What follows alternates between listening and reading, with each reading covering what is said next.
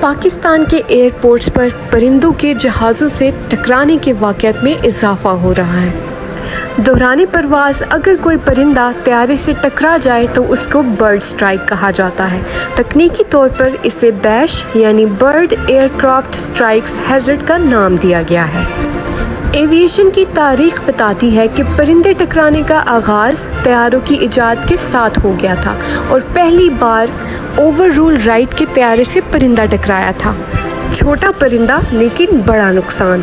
طیارے سے پرندہ ٹکرانے کے واقعات کبھی کبھار بڑے حادثات کی وجہ بھی بن سکتے ہیں، کیونکہ اس سے انجن میں خرابی، کینوپی یا ونڈ شیلڈ میں درار پڑ سکتی ہے، جس سے کیبن میں ہوا کا دباؤ بڑھ سکتا ہے، جس سے حادثے کا خدشہ پیدا ہو جاتا ہے۔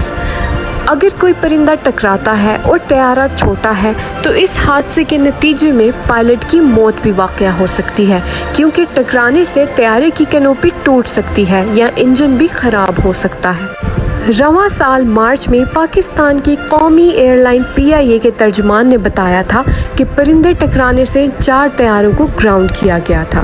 دوسری جانب مقامی چینل ARY نیوز کی جانب سے دعویٰ کیا گیا تھا کہ جنوری سے جولائی تک PIA کے طیاروں کے ساتھ پرندے ٹکرانے کے 34 سے زیادہ واقعات پیش آئے۔ نجی فضائی کمپنی کے ایک ڈائریکٹر نے بتایا کہ اگر کوئی پرندہ طیارے سے ٹکرا جائے تو کم از کم خرچہ $50,000 ہو سکتا ہے، لیکن اگر انجن تبدیل کرنا پڑ جائے تو پھر یہ خرچہ لاکھوں ڈالرز تک پہنچ جاتا ہے۔ سوال یہ ہے کہ ایئرپورٹس کے اطراف میں یہ پرندے آتے کہاں سے ہیں؟ دراصل پاکستان کے ایئرپورٹس ایسے علاقوں میں ہیں جن کے گرد آبادیاں موجود ہیں۔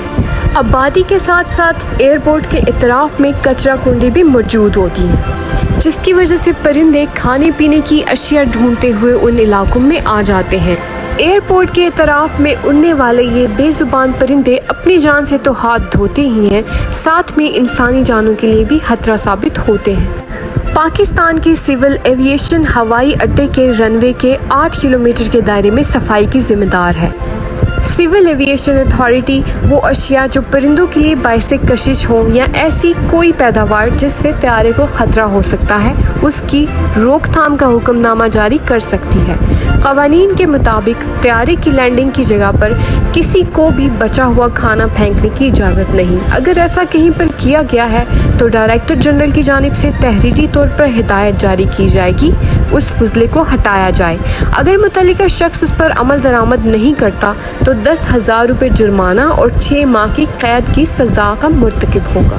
مزید یہ کہ سول ایویشن اتھارٹی کے قوانین انہیں یہ اختیار دیتے ہیں کہ ہوائی اڈوں کے اطراف میں تمام شادی ہال، تمام فیکٹریاں یا ایسے کوئی مقامات جن سے طیاروں کو خطرہ لاحق ہو سکتا ہے بند کر دیا جائے، لیکن سول ایویشن اتھارٹی اپنے اختیارات استعمال ہی نہیں کرتی۔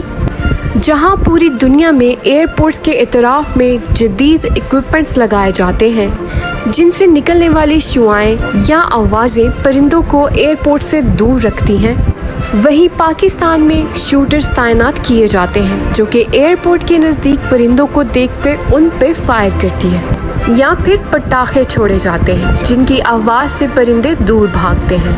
اس کے علاوہ پرندوں کو بھگانے کے لیے کچھ خطرناک کیمیکلز بھی استعمال کیے جاتے ہیں۔ پوری دنیا میں ایسے حادثات سے اجتناب کے لیے عملی اقدامات اور جدید حکمت عملی وضع کی جاتی ہے، کیونکہ وہاں انسانی جان کے ساتھ ساتھ جنگلی حیات کی بھی قدر کی جاتی ہے، جبکہ پاکستان میں اس کام کے لیے وہی فرسودہ نظام موجود ہے۔ پاکستان سول ایویشن اتھارٹی کب اس غمگین معاملے پر نظر ثانی کرتی ہے، یہ دیکھنا ابھی باقی ہے۔ Also don't forget to subscribe to our channel.